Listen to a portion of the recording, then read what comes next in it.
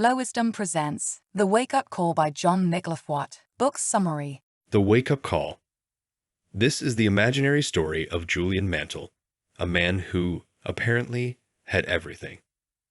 Mantle was one of the most notable preliminary legal counselors in the U.S.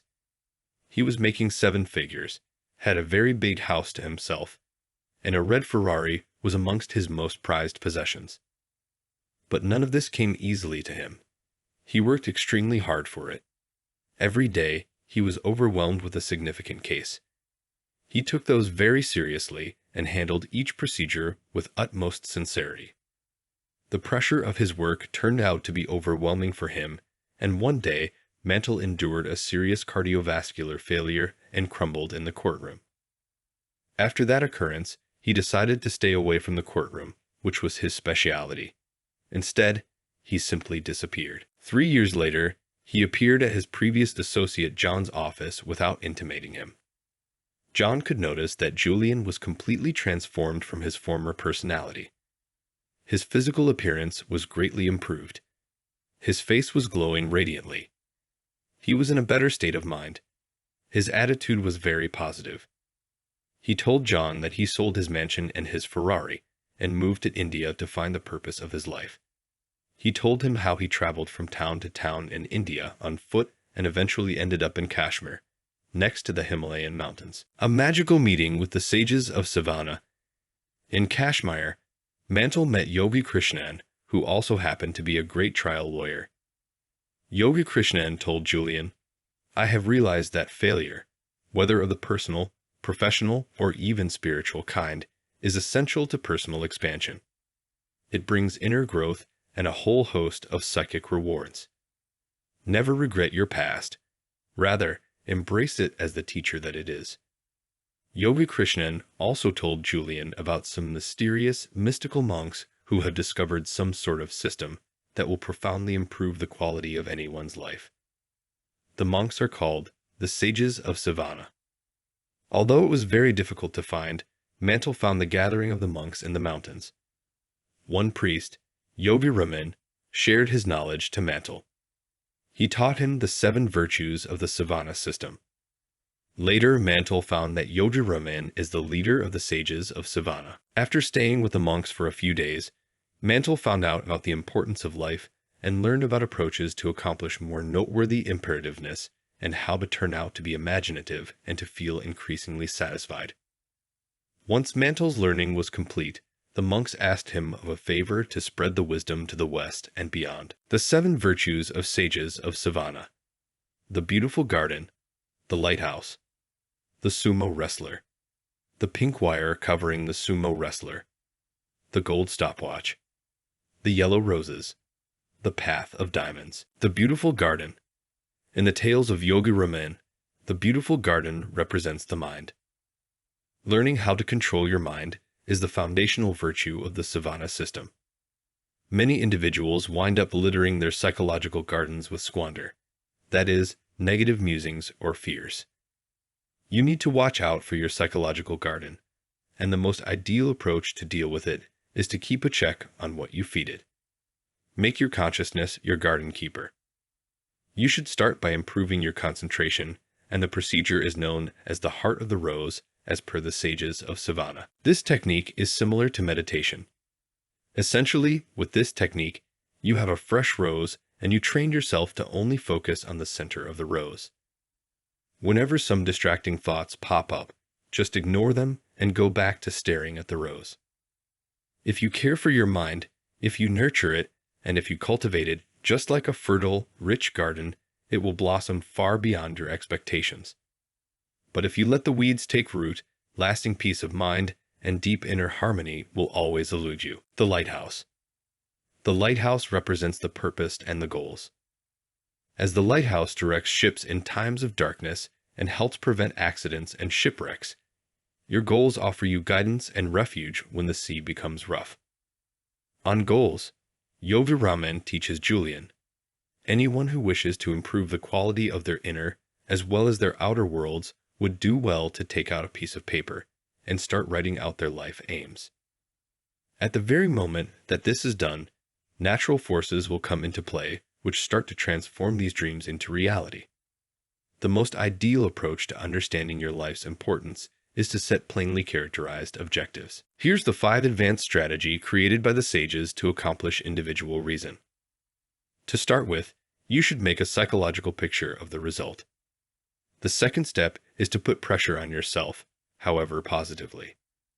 The third step is to develop a timeline. To get your objective going, you must have a cutoff time in sight. The fourth step is called the magic rule of 21. This means that it usually takes about 21 days of doing something every day in order to turn it into a habit. The last step is to simply appreciate the procedure. The sumo wrestler. The sumo wrestler represents the kaizen. Kaizen is a Japanese word that implies steady, ceaseless improvement. It's everything about opening your latent capacity. For this righteousness, the sages made 10 stages known as the 10 customs of brilliant living.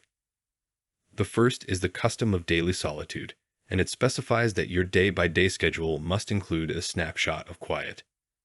Second is the custom of rawness. The point of this stage is to get your body going and focus on breathing properly. Third is the custom of live nourishment. You should just eat live nourishments, so it's ideal to follow a vegetarian diet. Fourth is the custom of abundant knowledge. For an amazing duration, you should continue learning, so figure out how to keep your brain invigorated. The fifth is the custom of personal reflection. This is tied in with taking a gander at how you carry on consistently.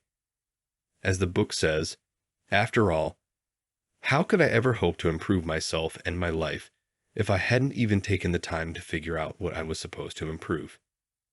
Sixth is the custom of early awakening. You don't need more than 6 hours of sleep in a day. Waking up early may require a bit of suffering to train yourself, but the pain will be worth it in the long term.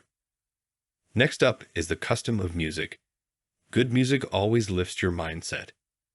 Number 8 is the custom of the spoken word. This is tied in with making an individual mantra to motivate you.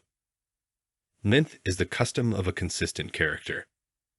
The purpose of this progression is to ensure that you generally follow your standards at all times. Last is the custom of simplicity. Lead a basic life and spotlight on your needs and significant exercises. The pink wire cable. In the tales, the sumo wrestler is covered with a pink wire cable which represents discipline. There are many advantages to having self-control. Julian teaches, when you have self-control, you will have the resolve to do the things you have always wanted to do. To cultivate self-discipline and willpower, Yogi Raman suggests Mantle to start taking the vow of silence. The golden stopwatch. This represents the 5th virtue of the Savannah framework, which is tied in with regarding your time. The sages, however expelled from society, completely regard time and focus on its passing. Time is our most prized possession. You can buy other material things even after losing it, but you can never buy time. Thus, it's essential to utilize your time effectively and plan how you spend it. To do this, you could take 15 minutes before you head to sleep to design out the next day.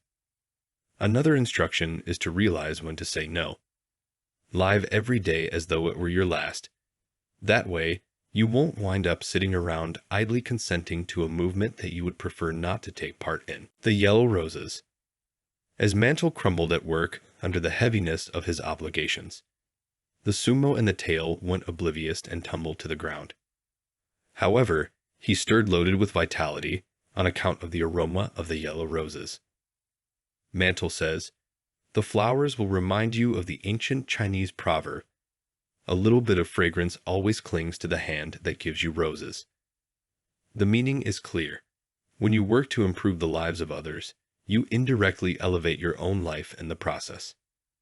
Subsequently, the yellow roses represent the 6th virtue in the Savannah framework, the idea of benevolently serving others. The priest said that you ought to consistently be thoughtful and merciful toward others, as it improves your own life. Spread the fragrance of kindness and selflessness. The path of sparkling diamonds. This virtue tells us about living in the present. As we travel through life, the way will be beautified with little ponders, that is, precious stones.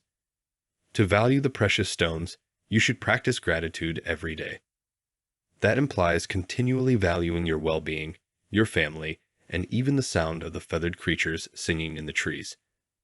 Nothing is a higher priority than this moment.